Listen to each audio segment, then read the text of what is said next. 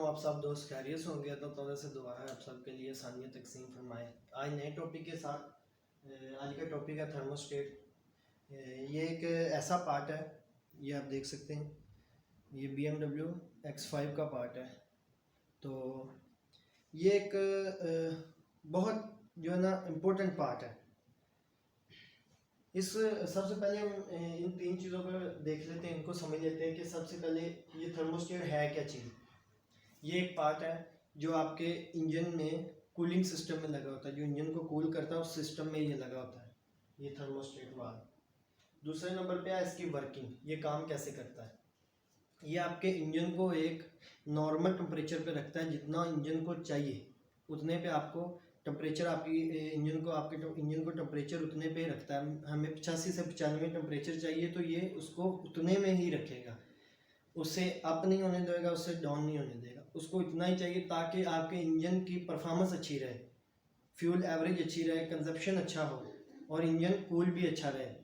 और इससे आपके अगर थर्मोस्टेट आपका अच्छा है, थर्मोस्टेट सही है, तो ये इससे आपकी गाड़ी का इंजन जो है उसकी लाइफ भी बहुत अच्छी होती है, इंजन की लाइफ भी ज़्यादा चलती है। तो कुछ हमारे दोस्त मैकेनिक भाई जो है ना वो इसको निकाल के फेंक देते हैं, तो इसके निकाल के फेंकने से भी बहुत बड़ी प्रॉब्लम क्रिएट होती है, बहुत बड़ी प्रॉब्लम बनती है।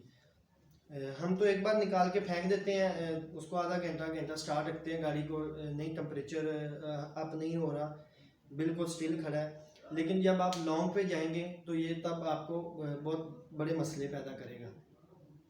तो इसके इफेक्ट देख लेते हैं, पॉजिटिव और नेगेटिव इफेक्ट जो इसमें इसके निकाल के फेंकने से ये बेहतर है या इसमें लगा रहने से बेहतर है। तो जो भी कंपनी है जब वो कोई भी चीज़ बनाती है तो इस पे पहले वो अपनी बहुत ज़्यादा रिसर्च करती है, इसे देखती है कि हमारी गाड़ी की परफॉर्मेंस अच्छी रहे, हमारे इंजन की परफॉर्मेंस अच्छी रहे, तो जो है हमारी गाड़ी का जो सिस्टम है वो एक अच्छे तरीके से चले, हमारे इंजन की लाइफ एक अच्छी रहे।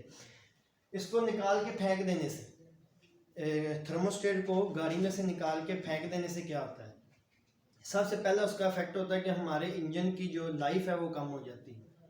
सबसे पहले हमारे इंजन की लाइफ कम हो जाती है।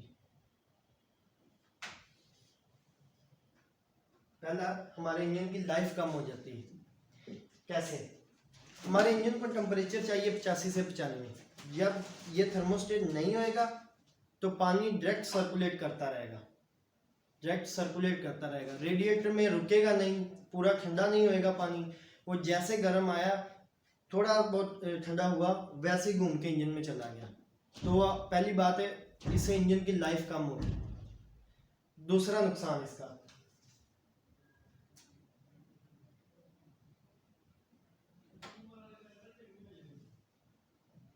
इसका दूसरा जो इफेक्ट है वो हेड गैस्केट।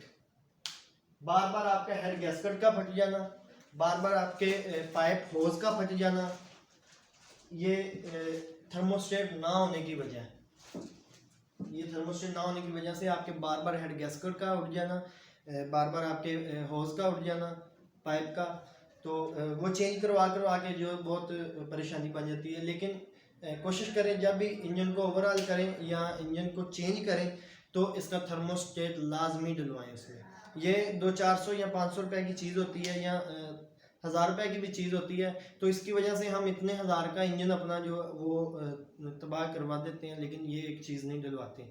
लेकिन ये चीज़ कस्टमर को नहीं पता होता, लेकिन ये हमारे मैकेनिक भाई जो उनको देखना चाहिए।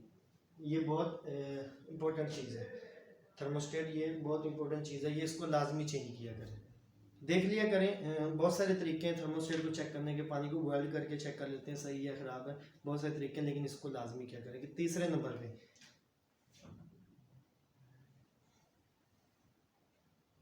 फ्यूल। तीसरे नंबर पे हमारा फ्यूल। इससे मेरे पास मेरे थोड़े दोस्त मुझे कमेंट भी कर रहे थे और मैसेज भी पर्सनल करके पूछा कि फ्यूल जो इससे फ्यूल की एवरेज नहीं है, फ्यूल की एवरेज बहुत कम हो जाती है। वो कैसे?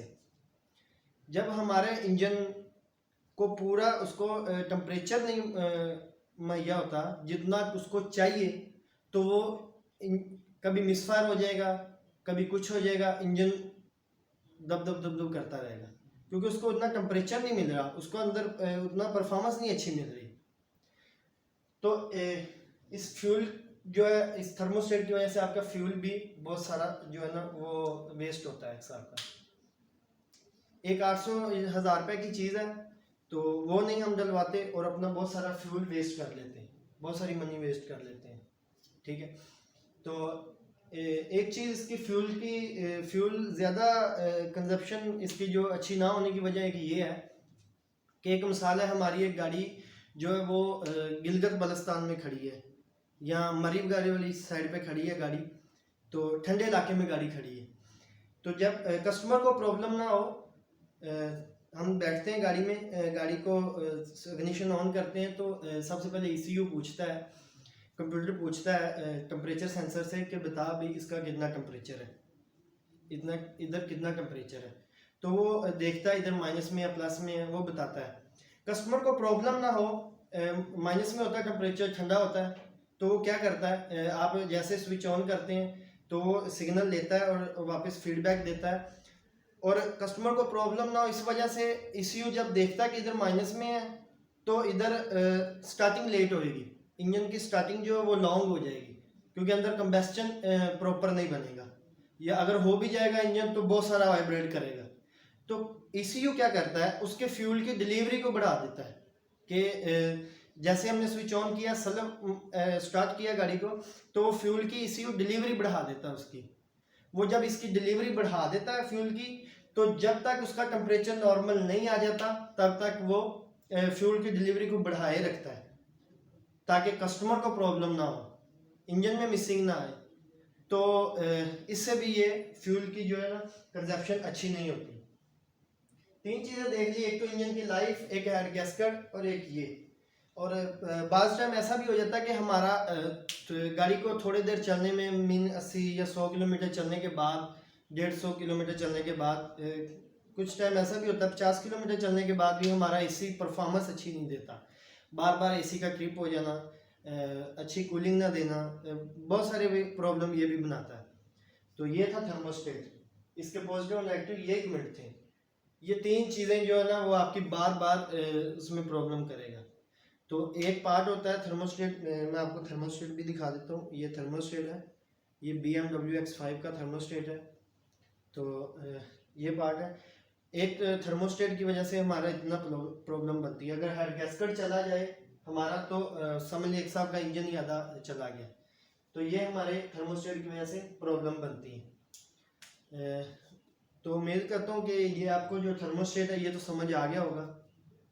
अगर किसी भाई को नहीं समझ आया या उसमें कुछ है तो आप मुझे कमेंट करके मेरे WhatsApp नंबर पे मैसेज करके आप पूछ सकते हैं। जितना मेरे पास इल्म होएगा इंशाल्लाह उतना आपके साथ शेयर करूँगा। तो बहुत सही दुआ में याद रखें, मिलते हैं नेक्स्ट वीडियो में, तब तक के लिए अल्लाह हाफिज़।